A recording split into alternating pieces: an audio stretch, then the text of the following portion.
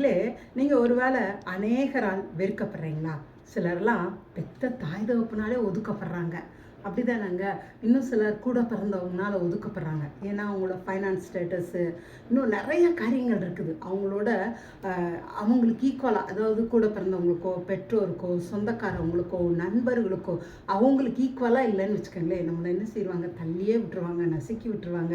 நம்மளை அவங்க மதிக்கக்கூட மாட்டாங்க. அப்படிதானங்க. அப்படி ஒரு சூழ்நிலையில் ஒருவேளை நீங்கள் இருக்கீங்களா? உங்களுக்கு தாங்க எசப்பா சொல்கிறாரு. நீங்கள் ஆதியாகமம் 21ஆம் அதிகாரம் 20ஆவது வசனத்தில் பார்த்தீங்கன்னா, இஸ்மவேலை குறித்து சொல்கிறதுக்குங்க, அவன் வில் வித்தையில் வல்லவன் ஆயிட்டானாங்க. வனாந்தரத்தில் ஒரு பெரிய ஆளாக அவனை எல்லாரும் பாராட்டுறாங்களாம். ஆனால் அந்த இஸ்மவேல் யாருன்னு கேட்டிங்கன்னா, தன்னோட சொந்த தகப்பனால் அவன் கைவிடப்பட்டவனுங்க.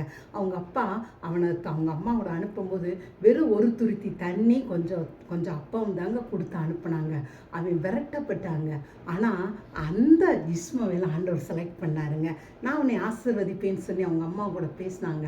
அவங்கள வனாந்தரத்தில் ஆசீர்வதிச்சாங்க. இன்றைக்கி இருக்கிற இஸ்மவேல் சந்ததியாக இன்னைக்கு வரைக்கும் கூட இருக்கிறதா சொல்லிக்கிறாங்க. அந்த அளவுக்கு அவங்களுக்கு, ஏன்னா அது ஆபிரகாமோட பையனே சொந்த தகப்பனே தன் மகனை ரிஜெக்ட் பண்ணிட்டாரு.